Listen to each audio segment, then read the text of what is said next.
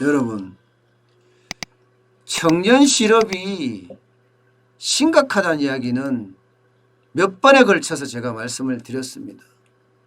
실제 실업률을 보면요, 청년 실업은요 심각 그 자체입니다. 예. 지금 5월 달에 평균 실업률을 보면 3.9%잖아요. 예. 그런데 청년 실업률은 이래요. 10.3%예요. 10.3%. 그야말로 10명 중에 지금 1명이 놀고 있다는 이야기잖아요. 그런데 이거는요, 실업률을 말하는 거고요. 체감 실업률은 더 큽니다, 여러분.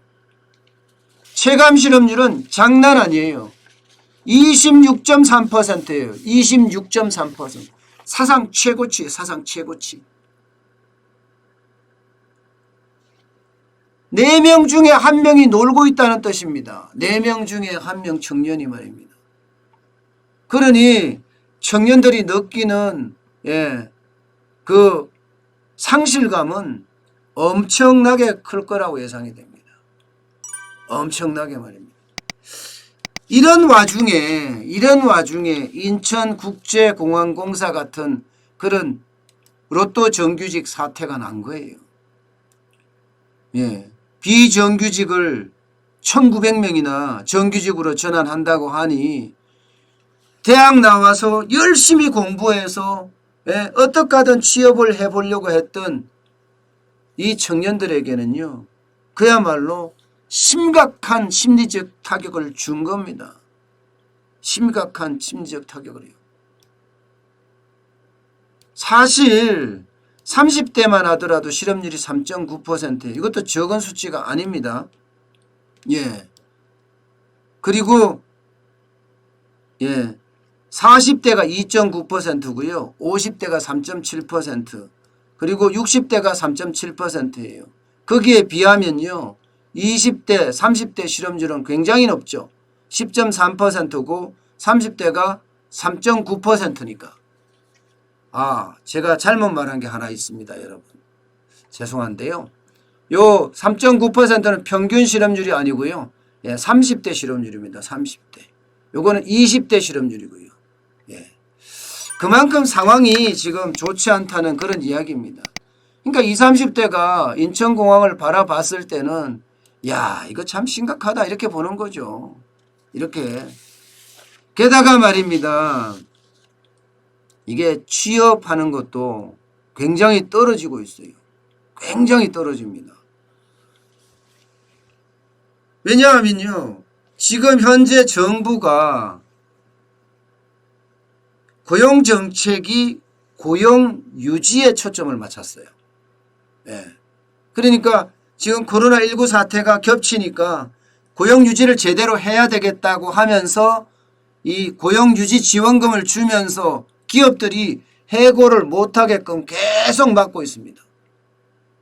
하더라도 무급휴직을 하거나 유급휴직을 하지, 그야말로 정리해고는 하지 마라. 정부가 돈을 대주겠다.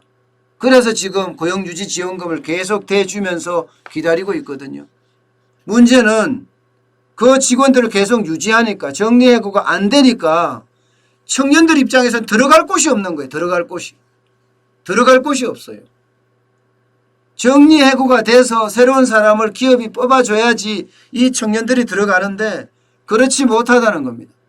그러니까 청년들은 그야말로 실업은 잘리는 데는 잘리고 들어가지는 못하고, 그러니까 채용문은 좁고 실업은 늘어나고 이러니 청년들 입장에서의 상실감이 얼마나 클지는 그냥 그대로 보입니다. 실제로 5월 노동시장 동향을 보면요, 이게 고용행정 통계로 보는 거거든요. 고용행정 통계는 주로 고용노동부가 발표를 합니다.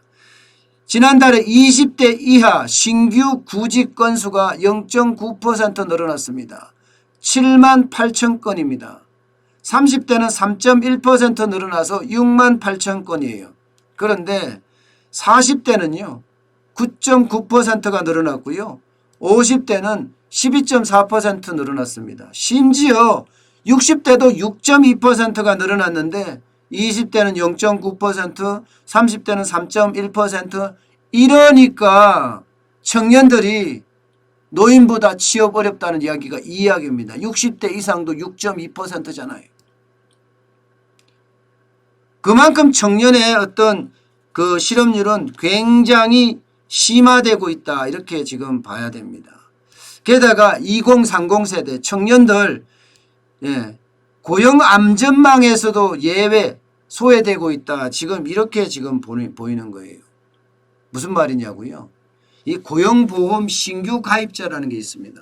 이게 경제지표에 다 나와요. 40대는 0.9% 늘고 50대는 3.8% 늘고 60대도 늘었습니다. 60대 이상이 9%가 늘었어요. 그런데 20대에서는요. 마이너스 2.6%예요. 줄어들었다는 얘기예요. 신규 고용보험 들어가는 사람이 줄었다. 이게 취업을 하고 정규직이 되면 고용보험을 내잖아요. 3.337%인가 낼 겁니다 아마. 이게 내는데 마이너스니까 줄어들었다는 이야기예요. 30대도 마이너스 1.8%예요. 마이너스 1.8%. 결국은요 여러분 이게 저도 이제 20대가 벌써 저도 3명이나 있는데 이들이 이야기하는 걸 들으면 저도 그 충격감을 실감을 할 수 있어요. 아빠 알바를 구하려고 해도 구할 수가 없어요. 게다가 방학 동안 2달 알바는 더더욱 못 구합니다. 구하려면 밤에 구해야 되는데 밤 시간이 보통 8시부터 그 다음 날까지 일을 하는데 그러면 공부는 언제 해요? 이렇게 말하는데 알바를 구하란 말을 못한단 말입니다.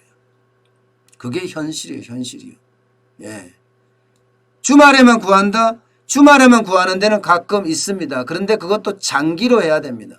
한두 달 하고 만다 그러면 지금 구할 수가 없어요. 그러니까 알바도 구하지 못할 처지가 2030의 어떤 아픔이라고 보면 될 것 같습니다. 지금 최저임금을 또 올린다고 이야기를 하는데요. 이 최저임금을 올렸을 때 우리 아이들이 느끼는 그 충격은 얼마나 클까 저는 다시 한번 생각해 보게 되는 대목입니다. 최저임금을 올리면요. 이제는요 주인들이 더 일합니다. 분명할 거예요.